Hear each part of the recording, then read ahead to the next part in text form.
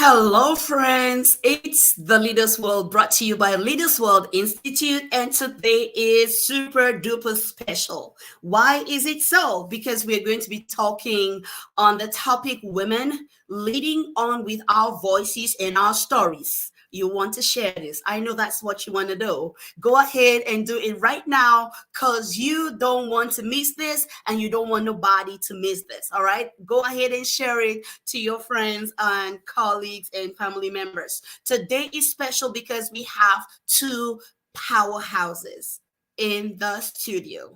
And I'm going to let you know who they are. We have Professor Estela Atekwana, who is an award winning distinguished professor and multidisciplinary scientist with 30 years experience in higher education, leadership, teaching, research, and consulting. Internationally recognized expert in geophysics, published 150 papers, 250 conference papers, and more than 100 presentations at universities and research institutions globally. She has served as project director on multidisciplinary, multi-institution, multinational projects, up to about $11 million in US and sub-Saharan Africa. She's organized international scientific meetings and keynote speaking at conferences globally. She serves on multiple advisory boards nationally and internationally. She is a primary advisor and mentor for more than 100 PhD, MS, BS students and champion for developing a diverse talent pool in STEM and capacity building in developing countries. Ladies and gentlemen, with us in the studio is the amazing Professor Estela. You're welcome, ma'am. Thank you. Thank you. I'm so glad to be here. So this is Professor Estela Atekona in the studio, and today we are talking women leading on with our voices and our stories. All right. And we have another lady in the studio with us. She is no stranger to us as well, and she's been with us before. She is Lady Justice Vera Nkwate Ngasa. All right. For the past 36 years, Lady Justice has served in the Cameroon judiciary as a prosecutor and judge. She is currently a justice in the Supreme Court, and she is also an adjunct lecturer and developed the curriculum for women, human rights, and law, which she teaches at the Department of Women and Gender Studies at the University of Boya in Cameroon.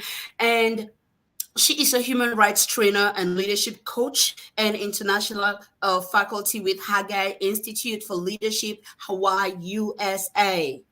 Lady Justice Ngasa has contributed to many groundbreaking decisions and precedents in the areas of women's access to justice, property rights, and violence against women, especially sexual and gender based violence and trafficking in persons.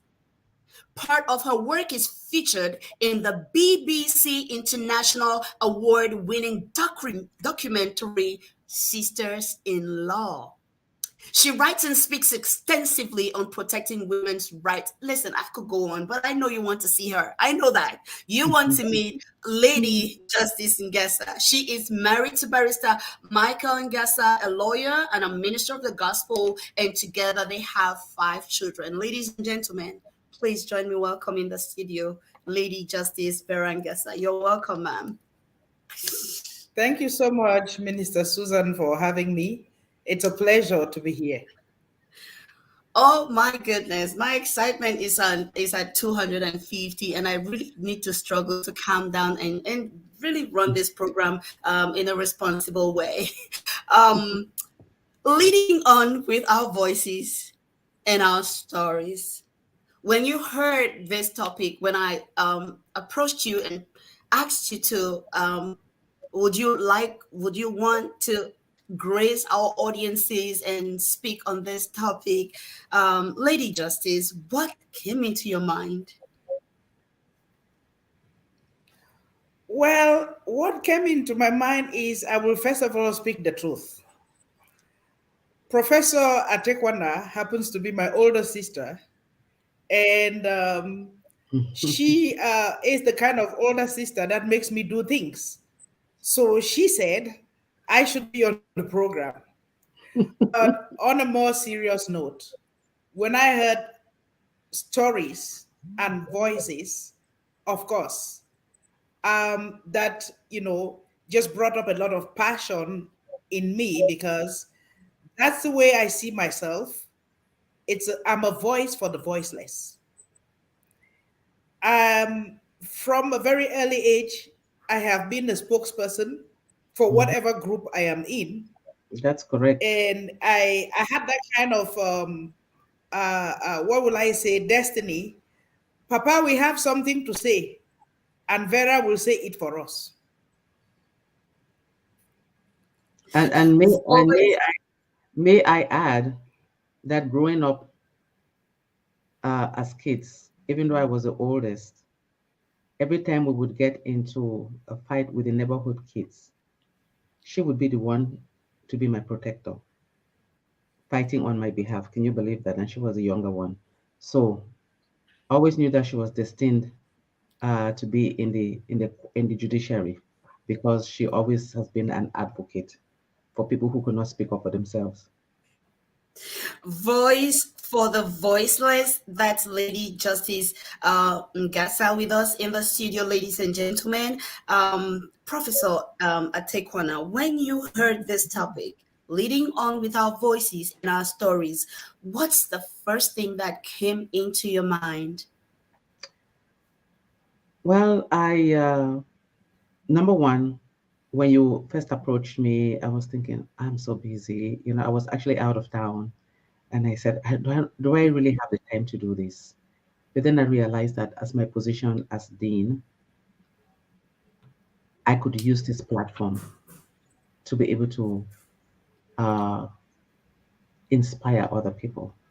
And so I thought, if I didn't do this, then who would? And these are multiple areas by which we can get our voices heard as women. And I think that in my position, it is incumbent upon me to be able to do that. And so I said Oh, wow. yes. Thank you so much. We are truly, truly grateful. If I do not do this, then who would? If I Yes. do not do this, then who would? That sense of purpose, that sense of urgency, that sense of responsibility.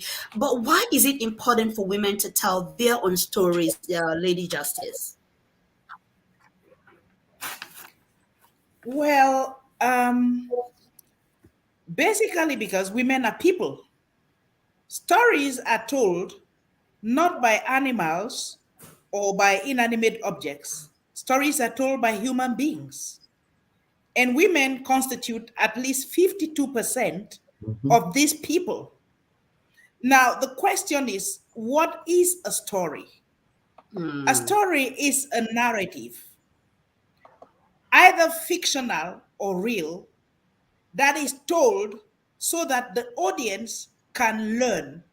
Mm, There are always lesson learned, even if it is a parable or even if it is fiction. There is a morale behind every story, and there Mhm. is a lesson to be learned. There is something to be communicated to the audience. So the question is, do women have stories? They should tell their stories because they do have stories. Yes. Women are people with real life experiences who live in real life and who seek to impact real people. So imagine um, a story where 52% of the people who participated in it are left out. That story will be incomplete. Right. So it is when we leave out 52% of the world's population, then the story of the world is incomplete. History is incomplete and, in fact, inaccurate. wow. Wow. It's not only incomplete, it is inaccurate. Professor, why is it important for women to tell their Mhm. stories? Their own So stories? yes, so adding to what my sister just said, what the justice just said, very important because she says that those stories are our lives. And imagine somebody writing your story for you. Do they really know what you've experienced? Do they really know who you are? And remember that if we don't fill in the gaps, others will do it for us. And when they do so, they're going to do so uh, based on their own narrative or their perspectives of who you are, and often laced with bias or prejudice. And that's not what they think women are, right? And so if 52% are women and then the other 48% that are men are telling the story, they'll tell it from a man's perspective, and we know how that story ends. Not always Yes. the most accurate of stories. And so I really believe that it is really important for women to tell their stories. What does it Our, actually mean for a woman to tell her own story, Professor? What does that even mean? yeah, and let me just add that because our stories are they're very powerful, and these stories have been able to turn the tide of time, of Mm, history, bringing much needed change in the workplace, especially as more and more women, right, have come into the workplace. And I also believe that right. sharing those stories can truly be an inspiration to others. And depending on what that story is, right, it can allow other women to see possibilities. They say if you can see it or hear it, then you can be it. So that's why I think it's really important for women to be able to tell their stories.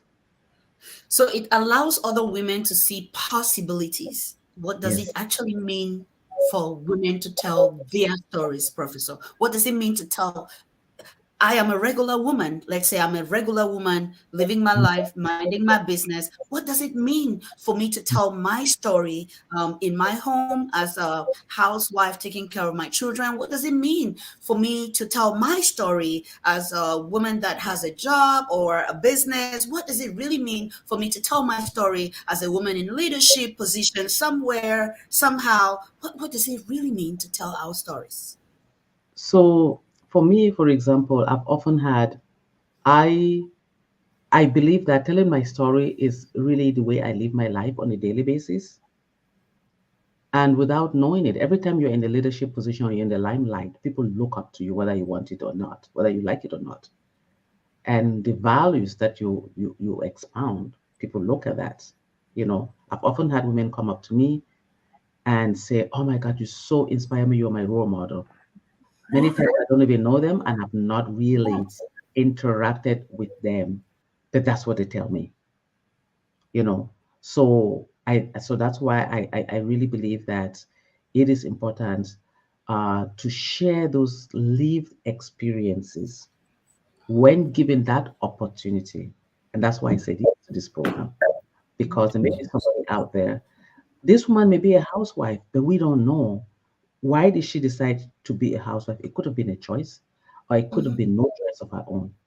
mhm. But by seeing somebody like me, and she has a little daughter, she could say, I want you to grow up and be like that. Or that little daughter could say, oh my goodness, I couldn't be this, but look at that person. I want them to grow up to be like you. Wow, wow, wow, wow. I really like the way you explained how women can make their voices heard and the impact of those voices being heard.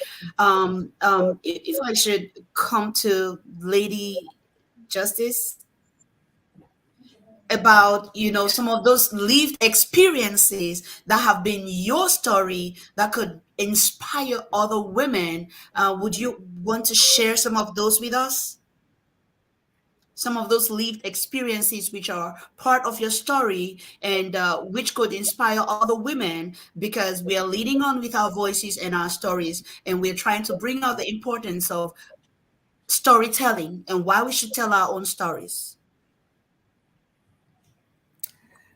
As you can see, we are in Cameroon. The lights just went off, so I'm struggling to adjust the We can still lights. see you and we Uh, can hear you, so we are good. okay, yeah. So, where do I start?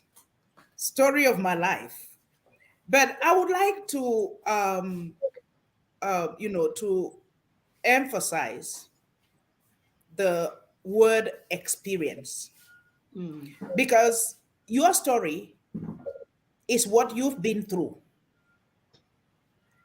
It's not only who you are and why you were born, but what you've been through. Now, before, leadership is not only earned, that is to say, people have got to trust you. You've got to be credible. You've got to be able to deliver the goods. And then they will listen to you. They won't just listen to you or want to follow you because you are a beautiful face or because you happen to be a woman, but you have to be a person of purpose. And I will start by saying that for every woman, you must answer some questions and then you really start living, and then you have a story to share. First, you must define, why was I born at all? Why was I not still born? Why am I here? Is it just to take up space? No, I must have a purpose. So your purpose is the reason for your being. And you have to discern that yourself. You don't have to let the male paradigm tell you why you were born. And then you have to ask yourself, who am I really? Because people are going through an identity crisis. They don't know who they are. You have to know who you are. Learn to define yourself. Know yourself and define yourself. And then you have to ask yourself, why do I see what I see? What am I here to do? What problems am I here to solve? That's your vision. And how am I going to go about it? That's your mission. So I said leadership is discerned. You not just, yes, sometimes you become a leader, or you realize you're a leader by serendipity. But after Mm-hmm. that, leadership is intentional. So you have Yes. to work on it. Now, you have to have a vision for what is not right. You see, people don't see the same. People have different perspectives. You remember the story of the six blind men who went to see an elephant? Now that's what do they call that in English? An oxymoron or something, because it's contradictory in terms to say that blind men went to see an elephant. But each one caught a little perspective of what they thought an elephant was. This one says it's a blanket because they got the ear. The other one says it's a tree trunk. That's why I don't like going about with foolish people like you. How can you see a tree trunk and you say it's a blanket? And then the other one got the tail and said it's a rope. So what you see is usually in your sphere of influence, and Mm-hmm. you can change it. Believe me or not, the way you see things is not the way that others see things. And so when you begin to see a problem and it begins to worry you, you want to challenge the status quo, then you probably might be able to solve that problem. Or in fact, you are seeing it because you were meant to solve it. So basically, um, entering the legal, I've been in the judiciary 35 years, 36 actually. I was a prosecutor, I was a judge, and I will recount like two or three stories that in which I changed things. I challenged the status quo. Um, One of the stories was a prostitute. Now you can imagine in the early 80s, or no, late 80s, a prostitute was a low down, good for nothing person and had no voice. So this lady, her name was Margaret Nienti. I can't forget her. It was in 1988. No, 89. I was on the bench. I just got to the lower bench. And this guy, the accused person, well, takes her in, for their business, and then turns around, abuses, beats, manhandles this woman, and then uh, even takes away the 1,000 francs, 1,000, $2 that he was supposed to pay her. And this is what she does for a living. This is how she eats. So she made a complaint. And everybody was like, whoa, whoa, whoa, prostitute. How dare you say you were raped? How dare you this? Who asked you to even come to court? Who just shut up? And are you not ashamed? And I listened to her story and I said, a prostitute can be raped. And Okay. so I found the man guilty of assault and ordered her to pay her money. So that caused a kind of uproar. But this is a woman who, if she had not had the opportunity to probably meet me, Mm. would have gone away with, a lot of injustice, and it would have kind of defined. She would have felt like a dog that the society intended her to be. But I gave a voice to a prostitute. Oh, wow, By wow, the wow. way, prostitution is a Powerful. crime both ways. So he was not going to blackmail her by saying, you are a prostitute. You too, who caught a prostitute, you are a prostitute. So you were aiding and abetting prostitution. Hmm. So, and I said nobody had pressed charges against her for the prostitution. I was Hmm. looking at the rape and the assault and not what she was doing in the course of it. And Wow. that has been my paradigm when it comes to trafficking in persons. 90% of the victims of trafficking in persons in Africa are always sold into forced marriage and forced prostitution. So Hmm. already they find themselves with no defense, no voice. They should not talk because, for instance, that before somebody gets into trafficking in persons, there's very little kidnapping. What happens is, they don't kidnap them. What happens is the victims or their families willingly go into it. They change their identity, they forge their names, they forge a passport in order to go for greener pastures. So already they will blackmail them and say you were committing a crime, so don't talk. But that's not my view of it. And then there was the case of the famous cases that are in sisters-in-law. Cameroon up till today does not have an offense against wife battery. It's not an offense. In fact, in 1975, the Supreme Court of Cameroon ruled that a man has the traditional right to correct his wife. That is, he can beat her up a little to correct her and to discipline her. And so it's still not a crime. There was an amendment of the Penal Code in 2016, but somehow or the other, they removed wife battery from it. Oh, But wow. in 2005, 2004, 2005, I was a prosecutor. I found myself strangely a prosecutor because honestly, that's not my career profile.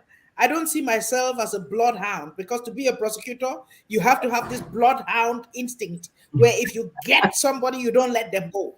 I saw myself more like a laid back person who sits on the bench and listens. And in fact, 29 years of my career has been on the bench. But that gave me an opportunity to say no more beating of your wife. After all, the law does not write anywhere that it is a defense if the person you beat up is your wife. So I took the ordinary law that says thou shalt not beat another, and I used it on husbands. And they tried to mock me at first, but that gave women a voice. Wow. Indeed. Wow, wow, wow. Listen, if you're watching or you are watching the replay and you come to this point, I want you to just write in the chat for us. Okay, write in the chat. Let's know you're there. Women, our voices, our Yep. stories. Hmm. Write in the chat for us, women, our voices and our stories. Today is special. We are talking women leading on with our voices and our stories. And with us in the studio, we have two powerhouses, Lady Justice Vera Ngasa and Professor Estela Etekona. Like I said, you get a chance to win one of my books today. If you hang in there, I'll let you know how you're going to win this. But yeah, I'll tell you soon. But not right now. Just hang in there. And Lady Justice just told us that women should be able to ask themselves questions. Why was I born? Ask yourself these questions and then look for the answers. Why was I born? Who am I really? because when you know yourself, you'll be and you define who you are, then you can understand your mission and your vision, and you will not let nobody else define you. And that is the beginning of letting your voice be heard. We're talking about lived experiences of women and how those translate into our stories and our voices. Professor, did you want to share some of those lived experiences with our audiences that could inspire a woman out there and let us know the importance of letting our voices be heard and letting our unique stories be told? Mm. Wow, that was powerful, isn't it? So you can see Yes. why she advocated for me, even though I was a big sister growing up, always for me. Um, so my path, of course, was different in terms of what we decided to pursue in our careers. Today, I am I am the dean of the College of Letters and Science at the University of California, Davis. And just to give you a perspective, my college is the largest college in the university.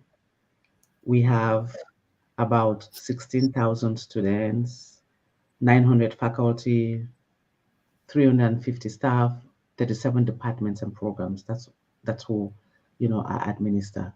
So as the liberal arts college, we are really the heart and soul of the university. No student, no undergraduate student goes through a university without going through a liberal arts college, right? That's where you take Wow. all your general education courses. So a lot of work for us to do. And so the question then is that how did I, as a young girl from Cameroon, end up at UC Davis? And did I always know that I wanted to be a dean? Of course not. I'm not sure that there's anyone who really grows up saying that I want to be a dean. People don't even know what a dean is. I remember last year during our open house of freshmen for high school seniors who just been admitted into UC Davis, and we have an open house. So we have college open houses, and this young high school student was being introduced to me, and they said, "This is the dean, the College of Letters and Science." Has this perplexed look on his face. What is a dean? What does a dean do? And I said, and I proceeded to explain what a dean does. And then halfway through the explanation, I said, his face light up. Oh, you mean you are the principal? And I said, yes, I am the principal. I am the principal. Yeah. Yeah. Let's you know, just so I said, yes, I am the principal. So um, I went to university like, many of us did with the aspiration of wanting to pursue a career in medicine because that was oh, really the only career choice that was an option that was available to me. But I said somewhere I missed my road on the way to medical school and I became an earth doctor, aka a geophysicist, right? And geophysicists image mhm. the earth and try to understand what's wrong with the earth so we can try to solve the problem. So that's why you ask me sometimes I'm an earth doctor. And when you have a PhD, what do? You end up teaching and doing research. So that's Right. what by serendipity, as the lady justice said, sometimes you get into leadership either by choice or just by serendipity. And in this case, I became a professor by serendipity. And so after many years of being in the classroom and in the lab or out in the field doing work, I came to a point in my life where I saw too many things were not going right. And through my own lived experiences, what I had experienced as a student, having lack of support, lack of mentors, lack of resources, and I decided then that I needed to become an administrator. Just Okay. so that you know, when you are a professor and you become an administrator, your colleagues tell you you've gone on the dark side of academia. As a matter Oh, of fact, when I became a department chair, people wrote me letters of condolences. We're so sorry you've become the department chair. And that's the attitude that most people take towards the step up leadership. Why? But why? It is because people always think that administrators don't understand what faculty do. They are not there for the students and the faculty. They're there for themselves and to Oh, empower themselves. Yes. But okay. for me, I saw it as a position of advocacy and giving voice to those same faculty whose voices could not be heard. Right. That was that was my motivation for getting into leadership, is so Mm, that I can use that pulpit to bring the much needed change to support women, minorities, and marginalized people in the um, academic ecosystem. hmm. And so that is how I have seen myself playing that role. And I just give you a little example. Um, I was at one university, admission requirements. It made no sense how they were admitting graduate students. And I saw that the students that were being admitted were predominantly only white, despite the fact that a lot of Black students were applying and international students were applying. But at the end of the day, funding was being given only to uh, the majority white students, and the Black students or the international students were, if they were even admitted, were not given support. And I said, this is not right. This doesn't make any sense. Hmm. So I decided to become the graduate coordinator, because then I can have the power to make that change. And Right. I developed a rubric that was based on the the credentials of the students and what we wanted in our students. See what that happens? Hmm. Not what we thought, but what kind of a model student did we want? So I wrote a rubric to so that when reviewing applications, we would use that. And Right. people would tell you, if you want to bring change into the diversity of the people that you hire and recruit, you Hmm. have to use a rubric based on what role you want that person to perform. Wow. And with doing that, we opened the doors. All of a sudden, at the end of the admission cycle, the students that had been admitted looked so different. So small things like that, you know, Yes. developing mentoring programs, because as women, there are not too many people that look like us in leadership positions. So important for people, for us to have role models that can help support us, inspire us, mentor us. And so I've developed mentoring programs. That has been my Wow. number one priority, is developing mentoring programs for our students, mentoring programs for our female faculty, mentoring programs for our female students. And because I know that mentoring is so important, you need somebody to help you. You need somebody to support you. You need somebody to just listen to you, Yes. hear you out, give you advice. That's basically what it is. And so Right. that's what I've dedicated my life really to do, is to be able to really support, move people up that academic ladder or move people up that social ladder. Mm, wow. Leading on with our voices and our stories, that is Professor Estella Atekona, that has been speaking with us. And at the beginning, she said when she received this invitation, she's a very busy person. And she was like, "Oh, I don't think I have the time." But then she asked herself, if I do not do this, then who would? And that's why she's here with us today, and letting us know the importance of our voices and our stories. When we come back, and we are going to be talking about silence and powerlessness and how they go hand in hand, and why you, yes, you, should let your voice be heard. We'll see you soon. For your corporate and personal needs. Leaders World Institute, changing lives, one leader at a time.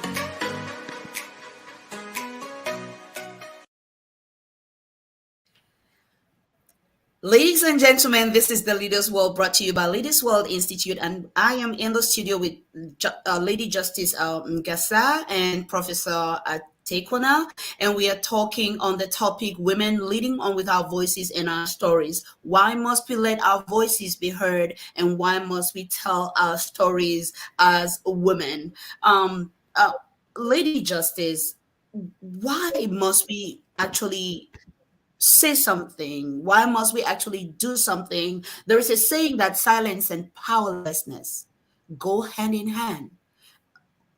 Your thoughts on that, ma'am?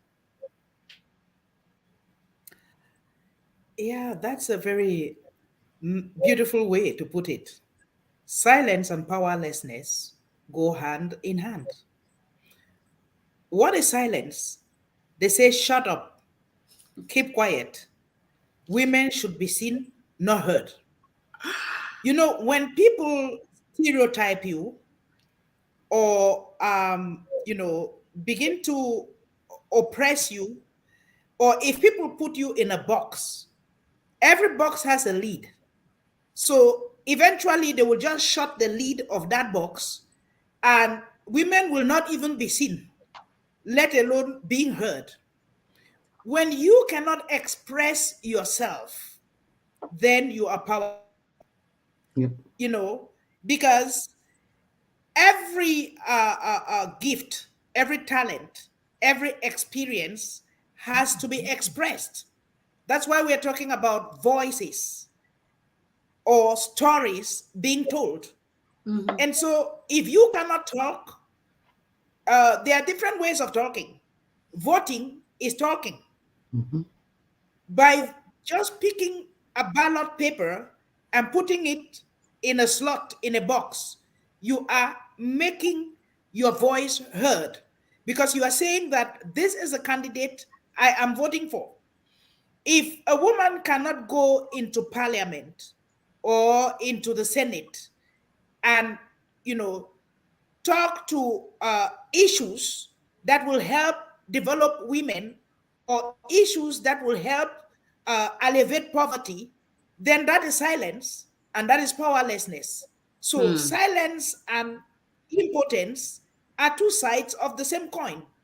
If a woman cannot go to where they are sharing land and say, let this portion be reserved for women and girls, then she has been, gagged.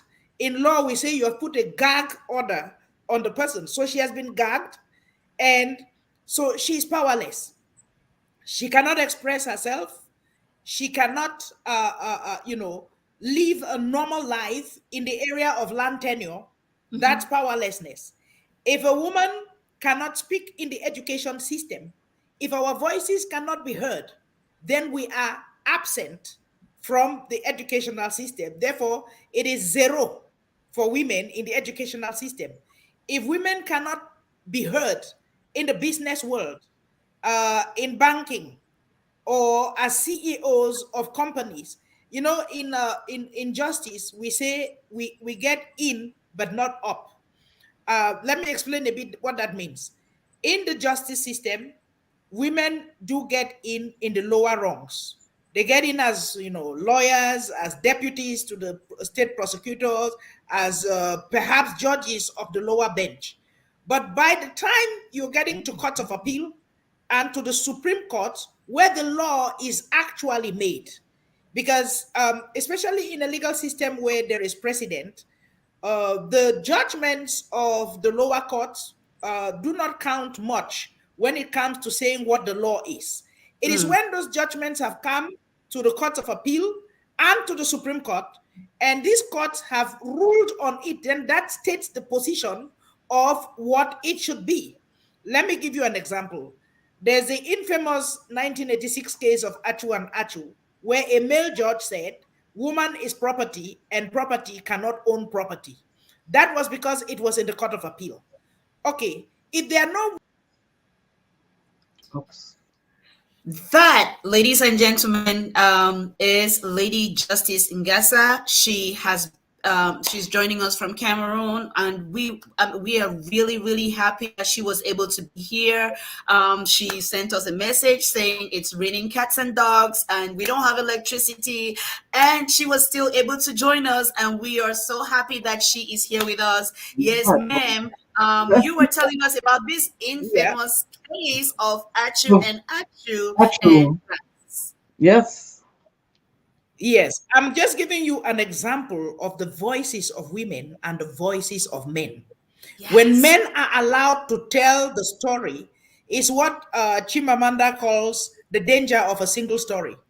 yes, People ma'am. from another paradigm are telling your story for you. Mm-hmm. So I was saying that in the judiciary, we have this syndrome which is called in but not up. Now, Hmm. the courts of appeal and the Supreme Courts are where laws are made. That is, when the Supreme Court says something about an issue, that is the law. Hmm. So you have a case of Achu and Achu, where a male judge says woman is property and property cannot own property. What he was saying is that we women, we cannot have landed property. That is, we can have pots and pans and a few wrappers and perhaps a fan and a bed, but maybe even a car. But if it comes to land, houses, and cash crops, that's landed property, women cannot own property because bride price was paid. And indeed, that was not the law. This was just a biased and prejudiced judge talking. But at that level, there were no women in the Court of Appeal to decide. In fact, there were no women in the high courts. So you see, they got in at the lower ranks. There were prosecutors and magistrate court judges, but not in the high courts. Now, when women had an opportunity to get to the courts of appeal and to the high courts, of course, we turned the tables. Now our voices were heard. Justice Array, one of my, the women I admire so much, my role models, Florence Rita Array, she's a pace setter in the judiciary.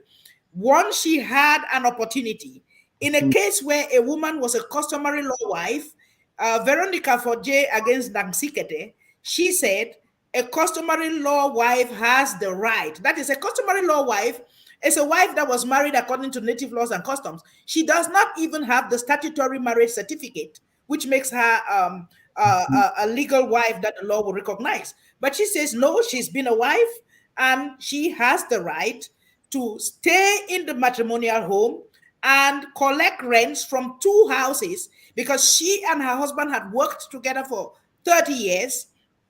And the guy went on retirement and decided to retire his wife too. So he goes to divorce her, and Justice Array says she will stay in the matrimonial home and Hmm. also collect rents from two of the houses. So you see, this is a voice of a woman at an upper level. So Right. when women enter the judiciary at a lower level where they cannot make policy, they won't hear our voices. So we Right. get in, but we need to get up to the courts of appeal, to the Supreme Court, so that we can make law. And uh, uh, you know, I cited in another interview, I cited the case of David Chakokam against Kewu Magdalene. This was a case of the leveracy. You know the tradition in Cameroon where when a man dies, his widow must marry only his relative in order to stay in the compound because she herself is property, and because bride price was paid on her by the husband's family. And I would like women to understand the dangers of some of the things we allow. Because if a man's family pays bride price on you, it is not the husband you married who is actually a husband, but his whole family. And so when he dies, the bride price has not died. So they What? choose one of the deceased husband's relative to marry the widow in order for her to stay in the property. So that was what David Chakokam was trying to do in the case of Chakokam against Kewu Magdalene. And I said, no way. To say that a woman is property to be inherited and to force a so-called levirate wife to go back to her marriage is one of the most objectionable, unconscionable, and obnoxious prayers to have been brought before Mm. a common law court barely 2 years to the third millennium, because that was in 1998. So we Wow. need to get to the positions where our voices can be heard. We need Wow. to get into parliament. We need to Wow. get into Senate. We need to get into policy making positions, because if we are not there and we cannot speak, then we are totally powerless and absent. Wow.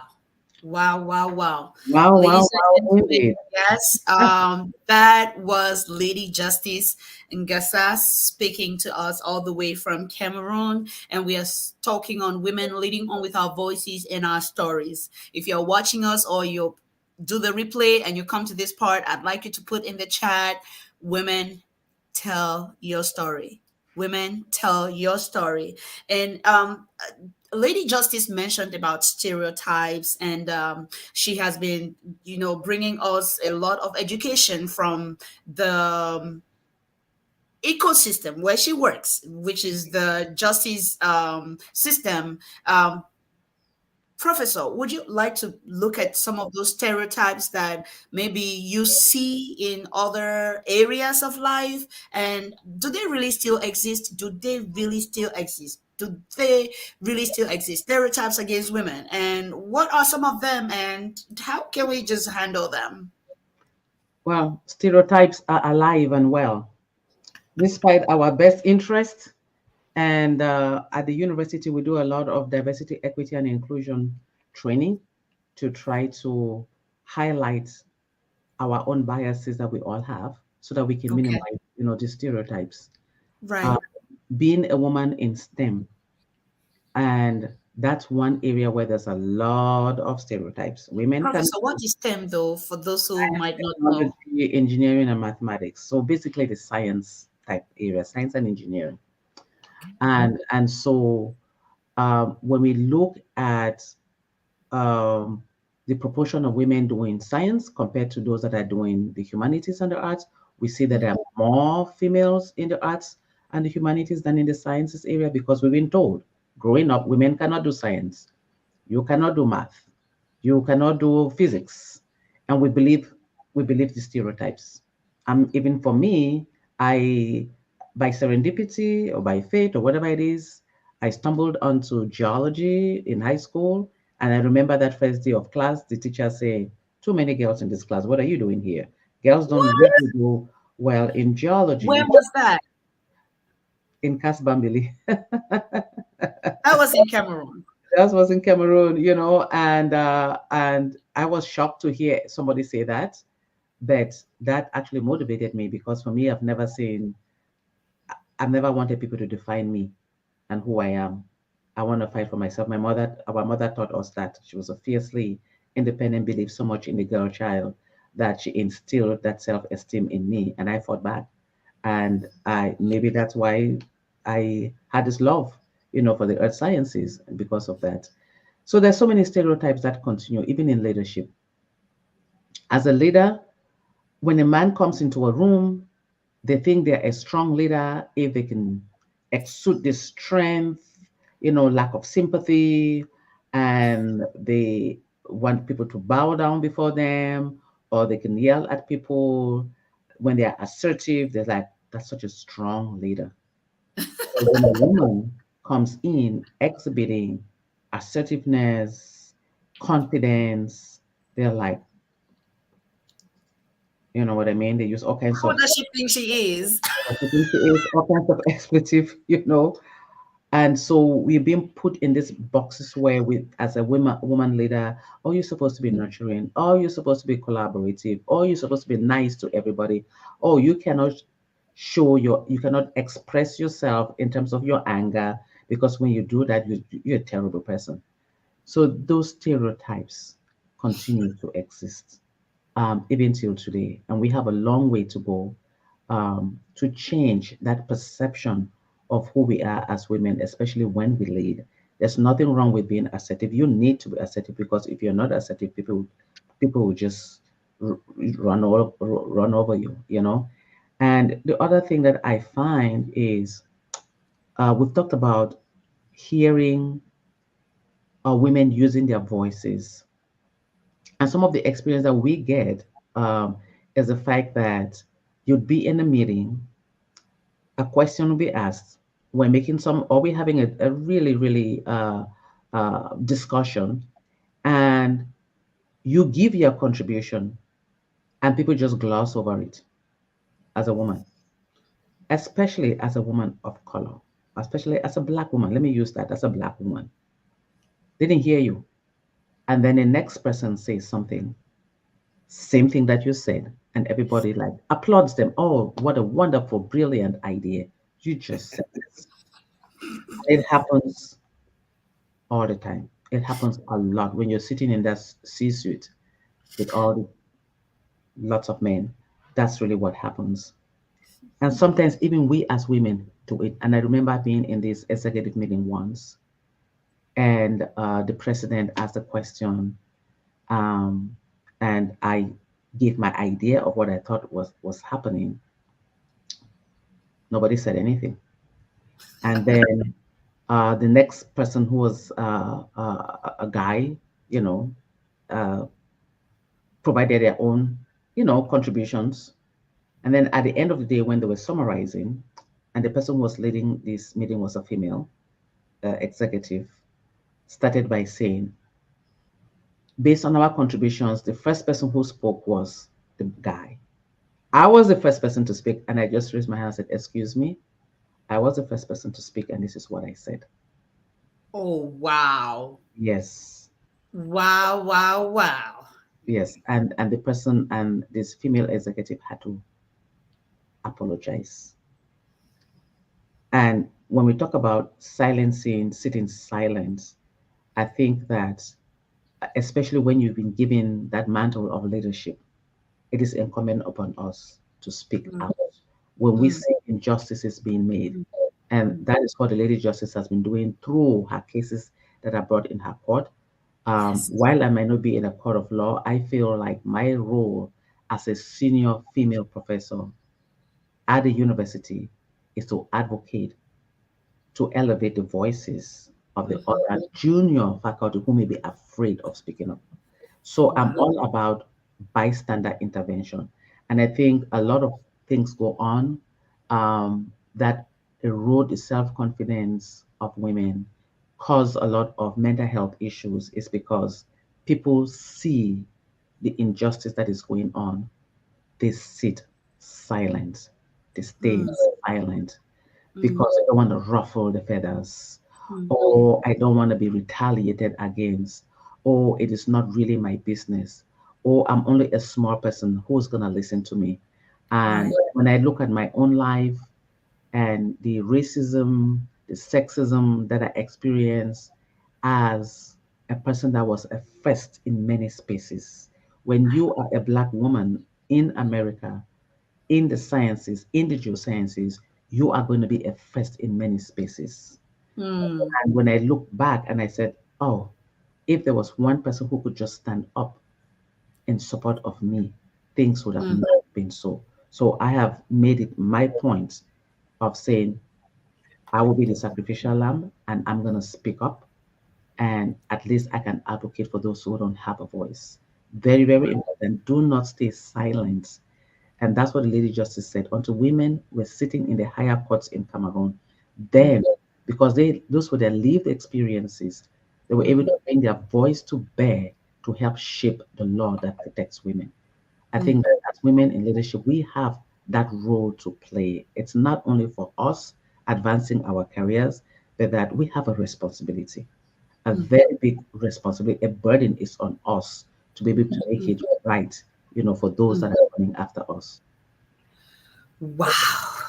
Ladies and gentlemen, Let me chip in with an Prophet. anecdote about stereotypes. Yes, ma'am. Um, okay, by the way, I was also told I could not do law. Somebody called a pedagogic advisor put his glasses down his nose and said, "Your profile is too weak, you cannot do law." So, but I didn't listen to him because I'm kind of like a bumblebee. Scientists say that for something to be able to fly, the wingspan has got to be much longer than the body. Now, the Mm, bumblebee is this thick, short, fat, roundish bee, kind of like me, with short wings. very short wings. So scientifically, it is not supposed to fly. But the bumblebee does not know that. So it flies. You know, we women have got to stop knowing what we cannot do and start knowing what we can do. Now, Mm-mm-mm. talking about the stereotype, when I was state prosecutor, I was heavily guarded, Procureur de la République. I was Yes. moving about with a bodyguard everywhere. So at the beginning of the school year in October 2002, I went to University of Boya to look at my schedule, my timetable for the semester, because I taught first semester, which starts in October. So I'm with my orderly because we had gone up to the Attorney General to make reports on what is happening in our jurisdiction in Meme Division. So I'm moving with my policeman, with my orderly, and he sees another police officer, a senior police officer, who has probably come to look for admission for his child. So he salutes, and the police officer salutes back, the senior police officer. Then he looks, because my orderly was slightly in front of me to my right. So he looks past my orderly. Is that your wife? I mean, I could feel that man blush. He said, it's the state council. It's the state council. Oh, you mean the state council's wife? No, it's the state council herself. It's the state council herself. And my orderly was so embarrassed. And I looked at him and like, why must I be somebody's wife? Because of course they can't imagine what a woman can be doing with a policeman if she's not his wife. And a state council cannot be a woman. So she has got to be the state council's wife. But you see, those are those unconscious stereotypes, Oh, the way whoa. people see things. Because they didn't, when they look at the state council, that is not the definition of what a state council Exactly. is, right? That A state that council cannot be a woman. And that wow. that happens Um, um, all the time. And with, Lady Justice, we are actually just beginning. Professor, we are actually just beginning, but I'm looking up and it's like we only have about 5 more minutes. okay, all right, all right. Oh, So I don't even know what to do, but hey, I can do this. I have to be brave. Yeah. Now, I have a question.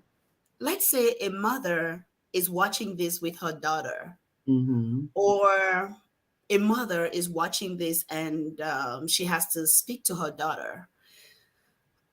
We live in a dispensation where there are many challenges. We have one of Mm. our viewers asking whether there's going to be another session. We live in a dispensation where, like the lady Justice said, there is a lot of confusion. People really don't know who they are anymore. And human beings want to be dogs. Human beings want to be aliens. Human beings want to be anything other than who they truly are.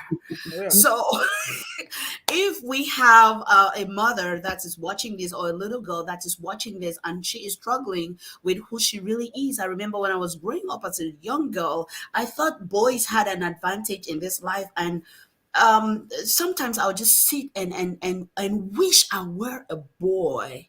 Sure. I'll just sit and wish I were a boy because I thought they had all the advantages in this life, and what's there being a girl? That had long since changed. But let's say we have this little girl or this mother that just wants to tell her daughter who she really is, to help her to discover her identity and to work on that. What would be your message? Let's go to the professor. What would be your message to that little girl? You're speaking to that little girl. She's 8 years old. She's 9 years old. She's 10 years old. Maybe she's 12, 13. What would be your message to her? Well, thankfully, things have changed a lot, right? At the university, believe it or not, we have now more female students than male students. Imagine that. And it's not 52, 48. It's like 60, 65, 70%. Wow. There are some fields where we have like 90% females compared to males. So things are changing. I would say if I am that mother to that little girl, I would say what our mother taught us. We have to believe in ourselves. No man is better than no boy. No man is better than a woman. And to me, I think that I grew up with that self-esteem, believing that having that I can do attitude. I can do anything that I set my mind to it and never bothered about my gender, whether I was a Mm, male or female. So I think that is really important. And we had a mother who, uh, not known by the world, but known by everybody who came across her as being a real transformative agent of change. She transformed so many people's lives, especially the women in her life. Somehow, she just believed so much in empowering the woman, the girl child, that we grew up having that attitude, that sense. Maybe that's where we got our sense of advocacy. Maybe that's why we have a sense of rising up and speaking for those who could not speak for themselves because right. of what she instilled. So I Mhm. tell every mother out there, don't give in to these stereotypes. Empower your little daughter with a sense of that self esteem of I can do whatever I set my mind to do. Mm, Nothing. mm. Thank you. Because when you have that motivation, when you have that desire, when you have that willpower, that's all you really need. You can Mm. become anything that you want to be. And I'll say, please put some role models in their lives. If the mother is Yes. well educated, then find some aunties, some sisters, people in the community that are true role models and help connect them, network these kids, these young girls to them. That was Wow. I see. Wow. Wow, thank you so much. At Leaders World Institute, we have the Girls Academy Mm, where we train. We just graduated our first batch. We had about 15 young girls between the ages of 8 and 15, mm, where we are training them in personal development and leadership. It was phenomenal. It was phenomenal. I have parents calling me and asking when is the next yeah. session, and I'm still working on that. And that stemmed from that desire to say, hey, what can we do to help the young generation? We're not going to let them be lost and then struggle to find themselves when we can do something about it. Mm, Lady Justice, what would you say to that little girl? I will say to the little girl that you were already born a winner. Elementary biology will tell you that millions of spermatozoa were vying for your mother's ova, and that one that got your mother's ova was you. Millions perished. So the fact that you were conceived, that's you were right. already a winner. The Yes. fact that you were not stillborn, you are already a winner. The Mhm. fact that you could not be aborted, you are already a winner. So the fact that you were born alive and you are here on this earth, you are a winner. You were born with a purpose. You have something that you can do. And I will tell the mother, have a vision for your daughter. Motherhood is leadership. And leadership is discerned. Leadership is intentional. It is not by chance. Make principles, set down principles, have a vision of a desirable future that creates passion for your daughter, and teach your child to have vision. Let her understand her purpose, her identity, her peculiarity, and her giftings so that she is able to identify at a very young age the problems she can solve, the sphere of influence she can get in, and the Mhm. fact that she belongs in every sphere where decisions are made. And so she begins to move towards that goal and, train and enhance herself, towards that. Okay, mamas, you heard it, right? You heard it. That was the Lady Justice. You heard it yourselves. Mhm. So we are at this point where if you're watching or you watch the replay, I'd like for you to write again in the chat for us. Women leading with our voices in our stories, or just women, our stories, our voices. Women, our stories, our voices. Women, our voices, our stories. Put it in the chat for us. We are at that point where it's not my favorite time of the show, but guess what? We have to do this. We have to do this. I am going to ask oh, I almost forgot. Okay, listen. The first person who is going to tell me the relationship between Lady Justice and the professor gets this book. Okay, because you should know by now. So what that relationship is like? Have they worked together somewhere, or maybe okay, maybe they're from the same country. What if you actually follow this, you should be able to know what the answer is. What is that relationship? And I'm going to take the best answer, and you're going to get this. If you're in the US, you're going to pay for your own shipping. If you are in Cameroon, everything will be covered. If you're in other parts of the country, we'll see how to make that happen for you. All right. Maybe, yeah. But you definitely have a copy. And the first person with the best answer, explain, okay? You're going to explain as much as you can. Okay, write more than one sentence. Okay, and then you will be the one to get the book. And right now, we are closing.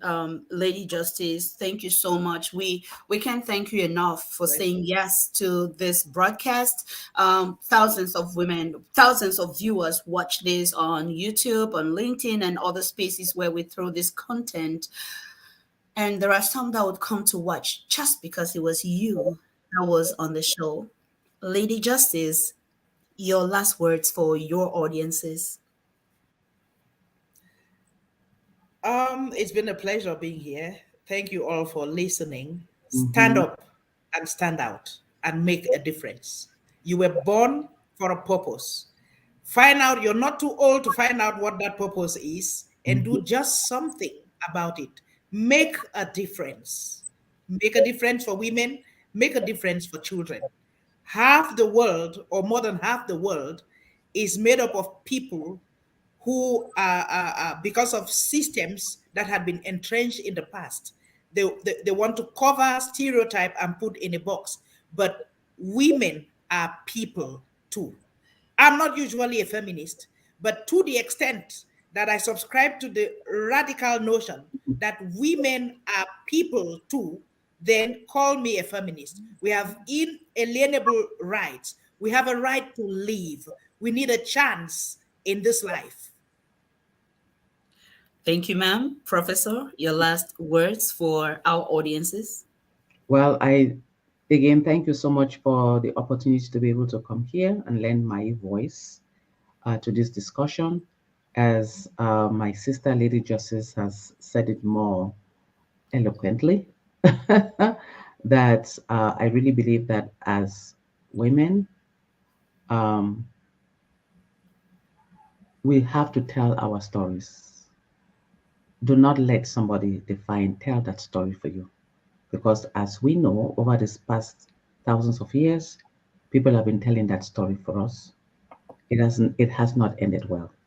And the only way that we can make a difference or to change that narrative is to be able to tell those stories ourselves. And it doesn't matter how young, how old you are. If you're old, there's still time to tell that story. If you are young, don't think yourself as being powerless. We've seen examples of some women, like young girls like Rosa Parks, who stood up and refused and had civil disobedience, and it changed the course of history. We've seen young girls like Greta Thunberg and Vanessa Nakate, who have stood up, young women, teenagers, even so to speak, and they've made world leaders to sit up and address the climate change crisis. So, no voice is too small. Just believe in yourself and do it. Stand up, stand out. No voice is too small. Believe in yourself and let your voice be heard. We'll see you next time. For your corporate and personal needs. Leaders World Institute, changing lives, one leader